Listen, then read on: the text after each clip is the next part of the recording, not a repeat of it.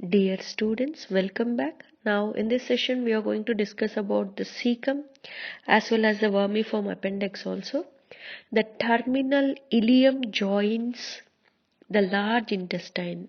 The terminal ileum joins the large intestine in the right iliac fossa, the part of the large intestine lying below the level of the ileocecal junction is called as caecum. Okay, it is also called as its lower end, which is blind. Okay, superiorly the caecum is open and communication with the ascending colon. It is having an opening and communicate with the ascending colon. The caecum is about 6 centimeters in height. 6 centimeters in height and 7.5 centimeters in width. Here the width is greater than the length. Okay. In relation to the anterior abdominal wall, with the caecum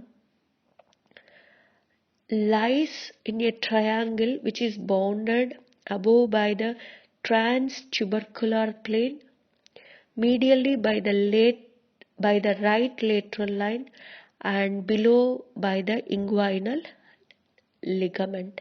So here normally we will have the tubercular plane, and then we have right lateral line, and next one on the lateral aspect you'll have the inguinal ligament. So that means which is present in a triangle. Okay, in relation to the anterior abdominal wall. Yes.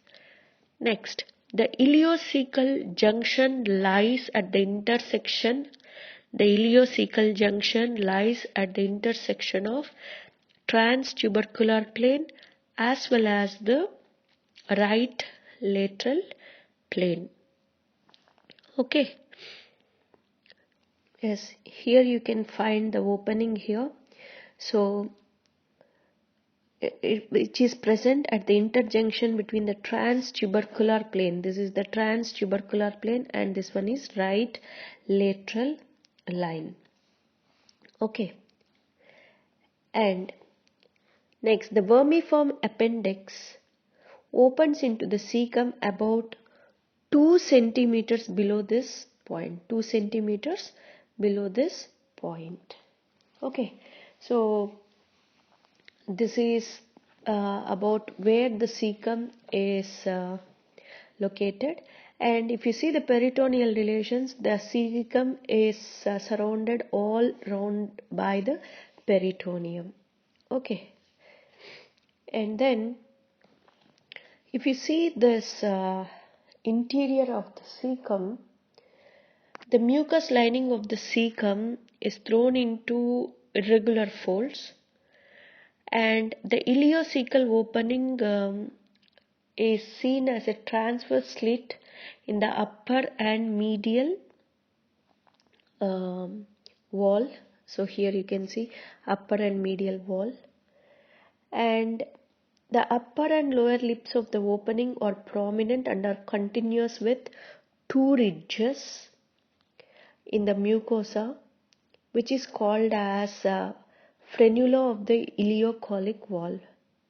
Okay, so this was the thing, and here also we can see the opening of caecum to the ileum, and also we can find this vermiform appendix which is present below 2 centimeters of this valve. Okay, so these are the openings of the caecum, and if you see the vermiform appendix now, so where this vermiform appendix is located, so we have seen that the vermiform appendix opening is present just below the 2 centimeters of this ileocecal wall opening, isn't it? Yes. Now It is a worm-like tubular vestigial structure. So it is a worm-like tubular vestigial structure. Its average length is being 3 to 5 centimeters. 3 to 5 centimeters. It is attached to the posterior-medial wall of the caecum, that is 2 to 2.5 centimeters below the ileocecal junction. So it is having different kinds of positions. One is called as 12 o'clock position. That means the appendix may lie in this position. Or next one is the 3 o'clock position. Okay, this 3 o'clock position is called as, here the appendix is directed towards the sacral promontory position. Okay, next one is the 1 o'clock position. That means the appendix lies on the right side of the caecum, that is right paracecal, not 1 o'clock. 11 o'clock position is called as a right paracecal position. This one is right paracecal position. This is 11 o'clock position. If you see the 1 o'clock position, it lies, appendix lies the left side of the caecum, that is left paracecal, and 4 o'clock and 5 o'clock positions are there. So here this position, the appendix crosses the pelvic brim and lies in the true pelvis, pelvic position. And next one is the 6 o'clock position. This is called as 6 o'clock position. The appendix is in mid-inguinal in position. So these are all the positions of this vermiform appendix. If you see the blood supply and venous drainage and nerve supply of both caecum as well as the vermiform appendix,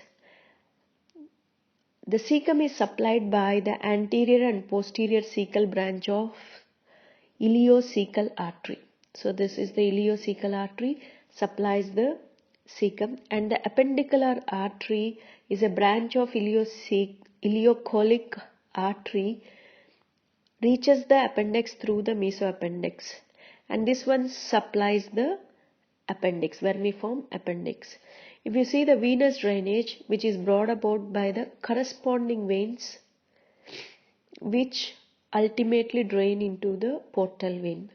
If you see the lymphatic drainage, the lymph vessels from caecum and appendix terminate in the ileocolic nodes. So there are different kinds of ileocolic nodes which is situated close to ileocolic artery. So this is the ileocolic artery. So we can have intermediate lymph nodes, paracolic and epicolic. So all these are the lymphatic nodes, and the lymph vessels which finally drain into these lymph nodes, and finally it drains into terminal lymph nodes. If you see the nerve supply, it is having both sympathetic as well as parasympathetic. Parasympathetic fibers are derived from vagus, whereas the sympathetic fibers are derived from T10 to T11. Okay, so these are all about the caecum and vermiform appendix. Thank you.